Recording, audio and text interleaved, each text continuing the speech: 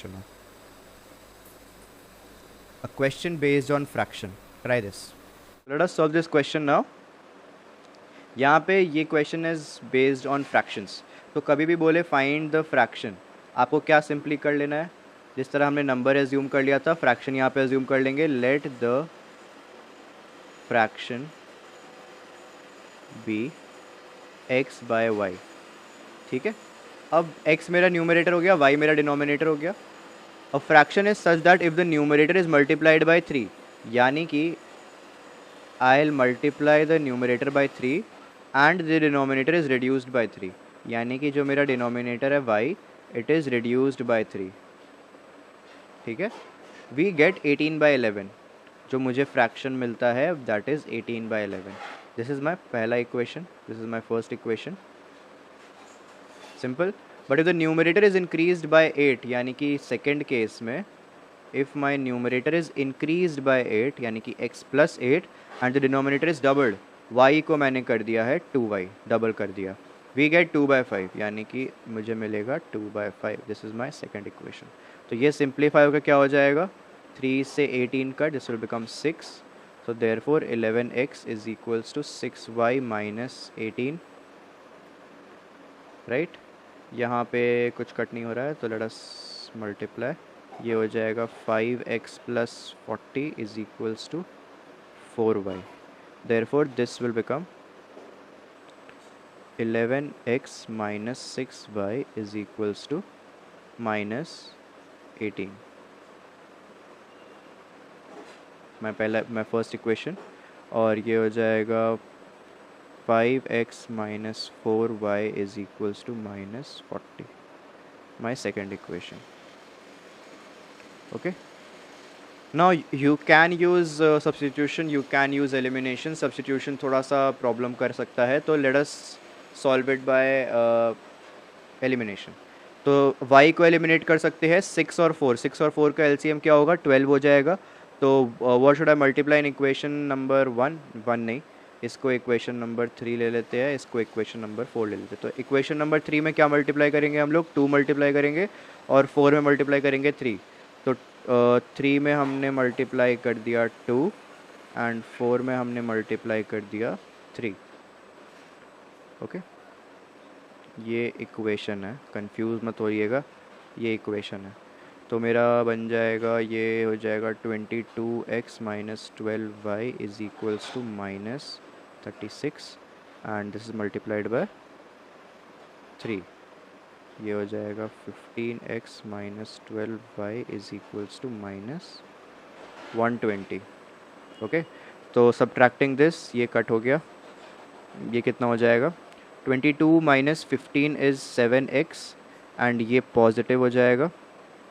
Positive 120 minus 30 is 90. 90 minus 6 is 84.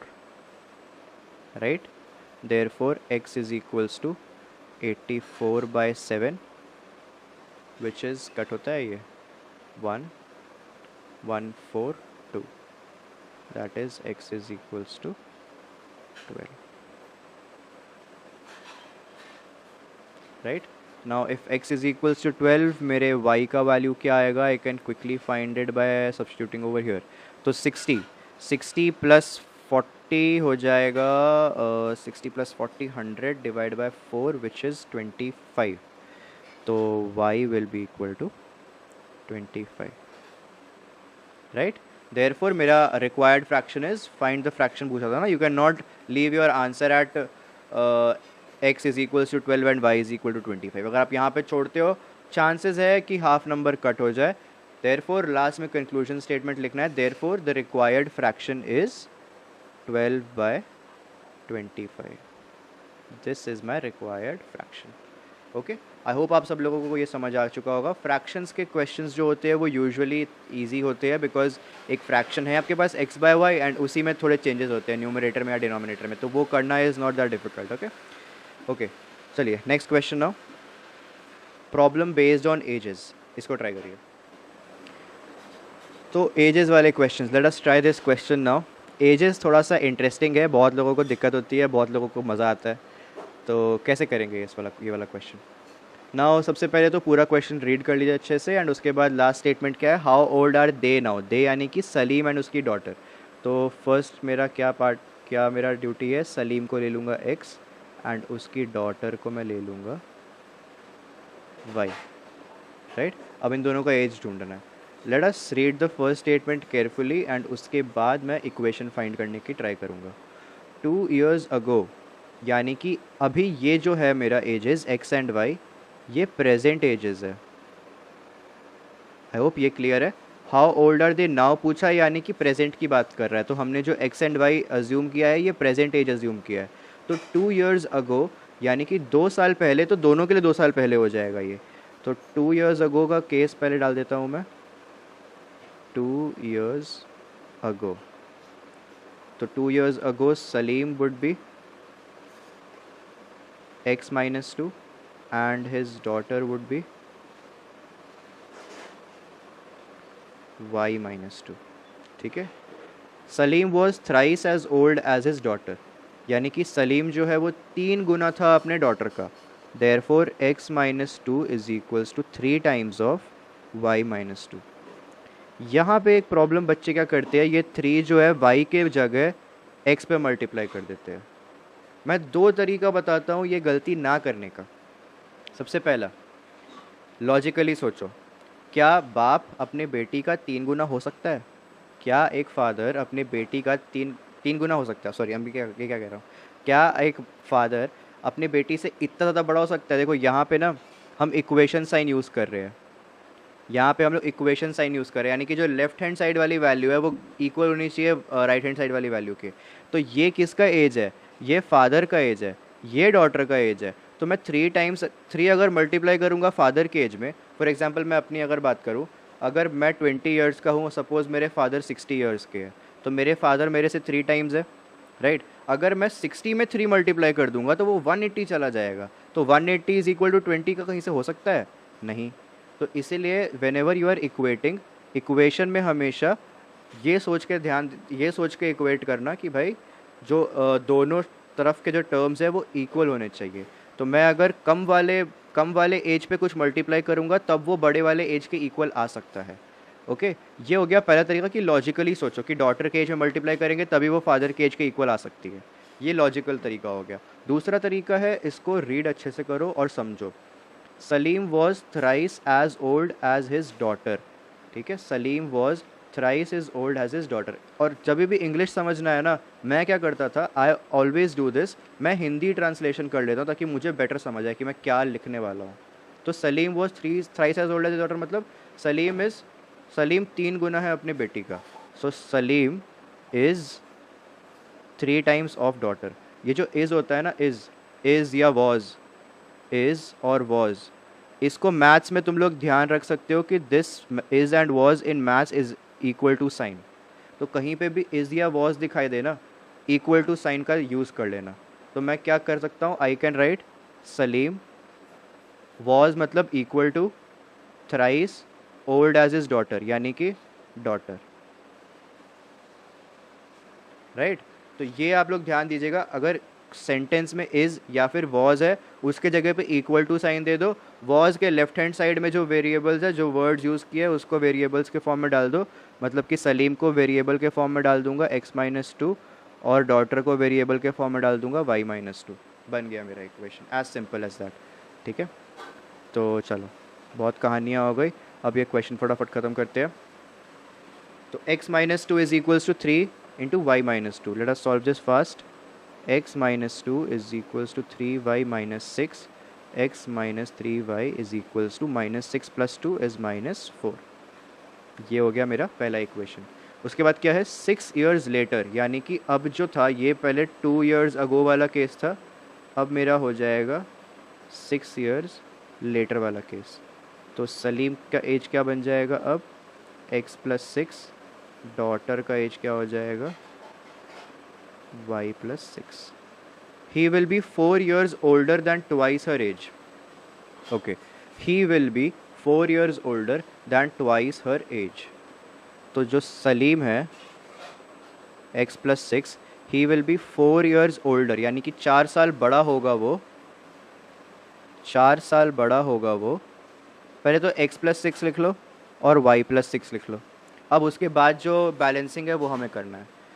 तो 6 years letter तो हम लोग ऑलरेडी बैलेंस कर चुके हैं, x+6 और y+6। He will be 4 years older, यानी कि सलीम जो है वो 4 साल बड़ा होगा then twice her as. Twice her as मतलब इसका 2 times, इसके 2 times से भी 4 साल बड़ा होगा वो, यानी कि इसमें हम अगर 4 years और ऐड कर देंगे तब जाके वो सलीम के एज की बनेगी। अब ये इक्वेशन बैलेंस हो गया है और इक्वेट हो गया है। तो इसको आप फटाफट से लिख लेते हैं, x+6 is equals to 2y+12 +4, यानी कि 2y+16, विच इज़ इधर 6 आ जाएगा, तो ये हो जाएगा x-2y is equals to 10। Solving this, अब देखो यहाँ पे x और x है, I can simply use elimination method.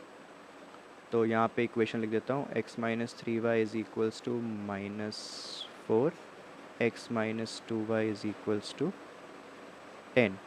Subtracting both these, ये प्लस हो जाएगा यानी कि ये -y रहेगा, ये कट हो गया, -14, तो y इज इक्वल्स टू 14 आ जाएगा। Okay, y is the daughters as, तो मुझे अब सलीम का एज निकालना है। सलीम का एज क्या हो जाएगा, किसी भी इक्वेशन में डाल लो। सो यहाँ पर डाल लेते, this is easier. 2 × 14 is 28 and 38, तो x इज़ इक्वल्स टू 38 हो जाएगा। आई होप सबको ये चीज़ अच्छे से क्लियर हो चुकी है। The age of the daughter is 14 years and the age of Salim is 38 years, right. चलिए moving on to the next question now. अगर आपको किसी क्वेश्चन में प्रॉब्लम होता है या नहीं समझ आता है ना, तो दो तरीका है, एक बार ही वापस रिवाइंड करके देख लो, फिर भी समझना है तो नीचे कमेंट बॉक्स है, वहाँ पे आप लोग टाइप कर दो कि क्या समझ नहीं आया। I will explain that again in the next video which I will post, या फिर मैं किसी शॉर्ट्स में उसको उस पर्टिकुलर क्वेश्चन के एक्सप्लेनेशन को बना के पोस्ट कर दूंगा। You can watch that also. Try this question now. Okay everyone, so let us discuss this question now. ये क्वेश्चन हो सकता है सबको थोड़ा प्रॉब्लम किया हो। This is a difficult question and this is a very very conceptual question, बहुत ही अच्छा क्वेश्चन है ये, तो इसको समझिएगा ध्यान से। अभी कुछ देर के लिए अपने सारे डिवाइसेस वगैरह, सारे डिस्ट्रैक्शंस को दूर करके पूरा फोकस अभी इस क्वेश्चन पे करिएगा, ठीक है। Okay, so this question is related to time, speed and distance. सबसे पहले तो एक मैं बता देता हूँ relation between distance, speed and time. जो डिस्टेंस होता है that is equals to speed into time. Okay, तो हम यहाँ से स्पीड का भी वैल्यू निकाल सकते हैं। स्पीड क्या हो जाएगा, distance upon time, and time क्या हो जाएगा, डिस्टेंस अपॉन स्पीड। तो ये एक रिलेशन होता है between time, speed and distance, right. Apart from that, मैंने अभी पिछले क्वेश्चन में बताया था कि जो यूनिट्स होते हैं सारे टर्म्स के इन एन इक्वेशन, वो सारे के सारे सेम होते हैं। तो अगर एक इक्वेशन स्पीड के टर्म्स में है तो सारे टर्म्स जो है वो स्पीड के फॉर्म में होंगे।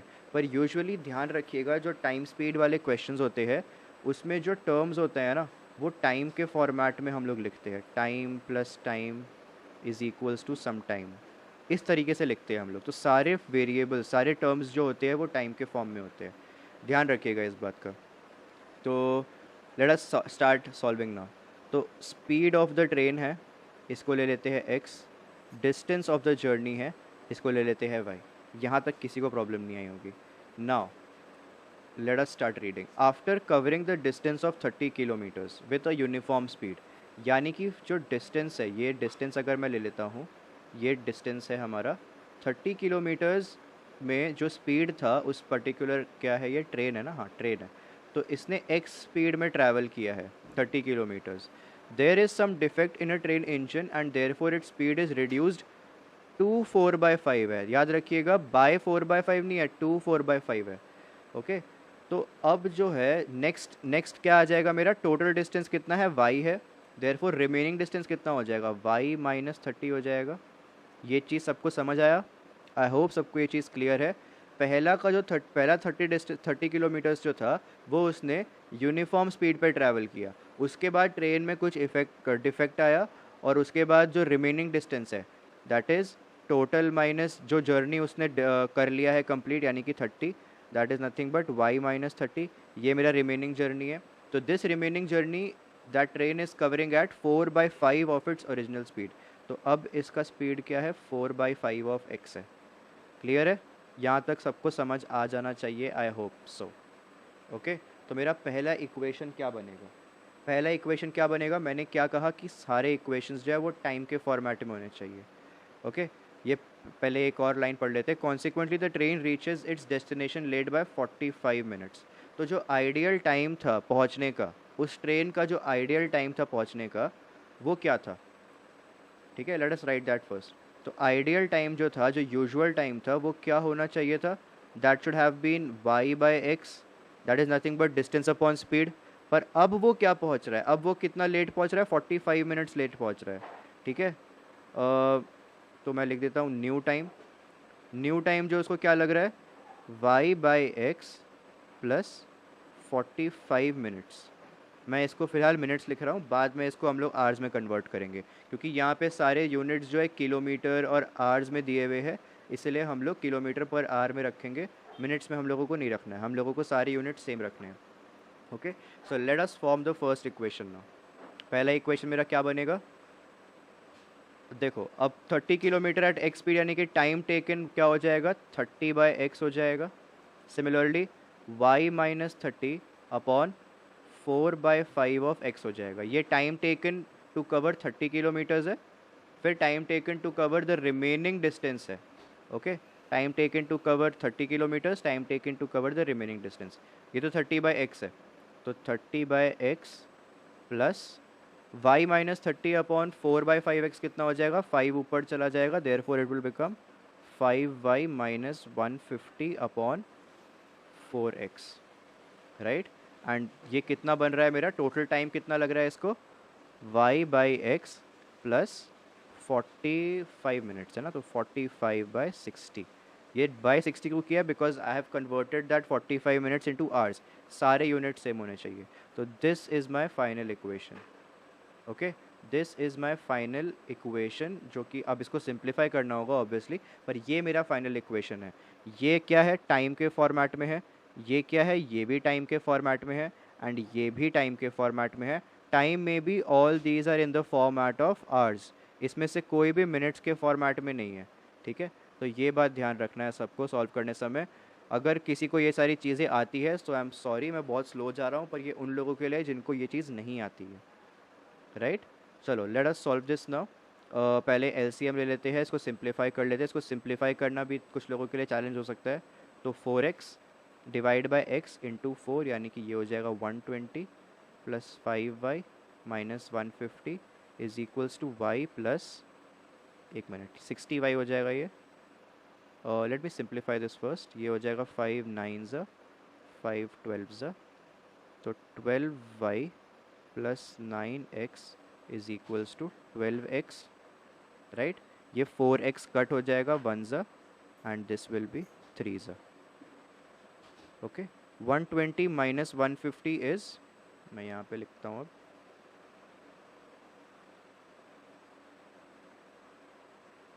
Continuing over here, 5y minus 30 हो जाएगा ये, तो 3 मल्टीप्लाई होगा राइट साइड जाके, लेफ्ट साइड जाके, तो 5y minus 30 is equals to 12y plus 9x।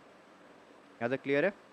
अब इसको बस कर लो फटाफट से, तो ये हो जाएगा 15y minus 90 12y plus 9x, 9x minus 15y हो जाएगा, इधर आ जाएगा, तो 9x minus 3y is equals to minus 90। अच्छा, सिंप्लीफाई कर लेते हैं, और 3x minus Y is equals to minus 30, simplified format. Okay, so ये आ गया मेरा पहला पहला इक्वेशन। इसी की तरह आपको नेक्स्ट इक्वेशन भी बनाना है। तो 3x माइनस, आई होप आप लोगों को ये पहला पार्ट पूरा समझ आ गया है। इसकी तरह नेक्स्ट दूसरा पार्ट भी बनाना है। 3x minus Y is equals to minus 30 है। Let me erase all the ink on my screen. अगर कोई लिख रहा है तो रुक सकता है, बैक करके देख लेना, ठीक है। तो मेरा पहला इक्वेशन क्या आया था? 3x minus Y is equals to minus 30। अब सेकेंड केस का बनाते हैं। Had it happened after covering 18 kilometres more, यानी कि यहाँ पे 18 किलोमीटर्स ट्रैवल नहीं किया, यहाँ पे कितना टोटल ट्रैवल कर लिया अब? तो पहला केस में डिस्टेंस कितना ट्रैवल कर लिया अब मेरे ट्रेन ने? 48 किलोमीटर्स ट्रैवल कर लिया है at usual speed x। Therefore time कितना लगा उसको? 48/x। उसके बाद रिमेनिंग जर्नी कितनी बची मेरे पास? y-48 बची। और स्पीड कितना था उसमें? The train would have reach 9 minutes earlier. अच्छा, तो स्पीड मेरा वही है, 4/5 ऑफ इट्स ओरिजिनल स्पीड पे वो चला गया। तो अब अगेन वापस 4/5 ऑफ एक्स हो जाएगा और 9 मिनट्स अर्ली पहुंच रहा है, ठीक है। तो टाइम कितना लगेगा? y-48/4, 4x/5 है तो मैं 5 को ऊपर कर देता हूँ, 5 5-48। अब यहाँ पे ये 9 मिनट्स अर्ली पहुँच रहा है, नो इश्यूज़। तो इसको हम लोग फॉर्म करते हैं। मेरा क्या हो जाएगा? पहला टाइम विच इज़ 48/x, फिर मेरा दूसरा टाइम आएगा 5y-5 × 48 विच इज़ 4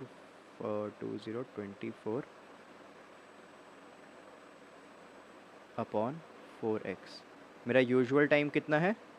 y/x है, that is distance upon speed. लेकिन ये अब 9 मिनट्स अर्ली पहुंच रहा है, यानी कि माइनस कर देंगे इसमें से, प्लस नहीं करेंगे इस बार, माइनस करेंगे 9/60 because I am converting that minutes into hours, ठीक है।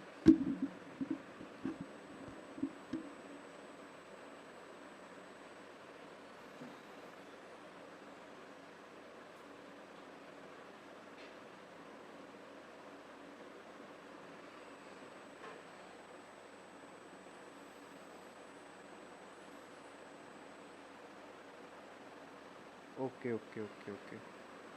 यहाँ पे हमारे साथ एक एक प्रॉब्लम हुई है, एक प्रॉब्लम हुआ है, क्वेश्चन को गलत समझा थोड़ा सा हम लोगों ने। यहाँ पे क्या लिख रहा है? Had it happened after covering 18 kilometres more the train would have reach 9 minutes earlier. 9 minutes earlier not from the, बोलो। नहीं, y-48 होगा, क्योंकि 18 किलोमीटर्स मोर पता है किसको बोल रहा है? 30 + 18 नहीं है, ठीक है। हाँ ये, नहीं नहीं स्टार्टिंग से नहीं है, यहाँ पे यही मैं समझाने की कोशिश कर रहा हूँ सब लोगों को, ठीक है, कि 18 किलोमीटर्स मोर जो है ना, that is from that point जहाँ पे पहले अगर 30 किलोमीटर्स पे एक्सीडेंट होता तो फिर इतना टाइम लगता, 45 मिनट्स लेट पहुँचते। लेकिन अगर 30 किलोमीटर्स को छोड़ के 30 किलोमीटर्स प्लस 18 किलोमीटर्स ज़्यादा लगता है, यानी कि 48 किलोमीटर्स टोटल होता, तो फिर हमें कितना टाइम लगता? 9 मिनट्स अर्ली लगता। वो 45 मिनट्स नहीं लगता, 9 मिनट्स अर्ली। यानी कि एक यहाँ पे हम लोगों को समझने में प्रॉब्लम क्या हुआ कि 9 minutes early is not usual time minus 9 minutes early. जो पहले वो लेट करा था ना, यानी कि पहले वो 45 मिनट्स लेट कर रहा था, अब वो 45 मिनट्स नहीं, वो अब 36 मिनट्स लेट करेगा। क्यों? Because we are subtracting 9 minutes over here, ठीक है। तो now it is 36 minutes late, अभी भी लेट है लेकिन 36 मिनट्स है, 9 मिनट्स कम हो गया है बस। तो ये हो जाएगा 36/60। सॉल्व दिस नाउ फटाफट से। तो अगेन एलसीएम हो जाएगा मेरा 4x, this will be 4 × 48 which is 32 3 6 192, 5y-240 is equals to 60। इसको सिंप्लीफाई कर लेते हैं, 6 10 3 5, राइट। तो अच्छा, मैं इसको सिंप्लीफाई नहीं कर रहा, क्यों नहीं कर रहा? मैं कट करना चाहता हूँ इसीलिए। तो ये हो जाएगा 60y + 36x 60x, ये कट हो जाएगा 1 ज़ा 15 ज़ा, ठीक है। मैं यहाँ पे कर देता हूँ अब इसको, तो ये हो जाएगा 5y-839 यानी कि 448 and multiplying it by 15 is equals to 60y plus 36x. This will become, बहुत बड़ा नंबर बन रहा है ना, तो late me simplify this further थोड़ा सा, इतना बड़ा मल्टीप्लिकेशन नहीं करना है। तो 5 से कट होगा, 5 से यहाँ नहीं होगा, तो 3 कॉमन निकाल सकता हूँ मैं। ये हो जाएगा 20y + 12x, 3 से ये कट गया, ये हो गया 5, this will become 25y minus again 240 is equals to 20y + 12x. So 12x minus 5y is equals to, ये हो जाएगा मेरा नेक्स्ट आ जाएगा 12x minus 5y is equals to minus 240, right. So that is it. अब एक बारी क्या कर सकते हैं, फटाफट से एलिमिनेशन मेथड यूज़ करते हैं। We will multiply 4 in this equation, ये हो जाएगा 12x minus 4y is equals to minus 120, ये हो गया cut, this will be plus, ये हो जाएगा minus y, this will be plus minus 120, therefore y is equals to 120। Clear है सबको, समझ आया। y का वैल्यू 120 है, y क्या था मेरा, डिस्टेंस था, therefore y is 120 kilometres. Okay, मुझे x का वैल्यू चाहिए, x का वैल्यू निकालने के लिए किसी भी इक्वेशन में डाल दो। तो यहाँ पे अगर मैं 120 डाल दूंगा तो 120 इधर चला जाएगा, 120 माइनस 30 विल बिकम 90, 30, तो x का वैल्यू आ जाएगा 30 किलोमीटर पर आवर। ठीक है, तो y is 120, x is equals to 30 kilometre per hour. I hope, थोड़ा सा ट्रिकी क्वेश्चन था, टीडियस क्वेश्चन था, पर बहुत ही बढ़िया क्वेश्चन था। ये क्वेश्चन प्लीज़ एक बार वापस सॉल्व खुद से ज़रूर करिएगा। ठीक है, आपने अभी तो सॉल्व कर लिया, समझ लिया, वेरी गुड, लेकिन ये क्वेश्चन एक बार वापस खुद से सॉल्व करिएगा, एंड इस तरह के और 2-3 क्वेश्चन मिले तो सॉल्व करना, ज़रूर सॉल्व करना। This was a very very nice question. Okay, this will give you a good practice on this particular topic.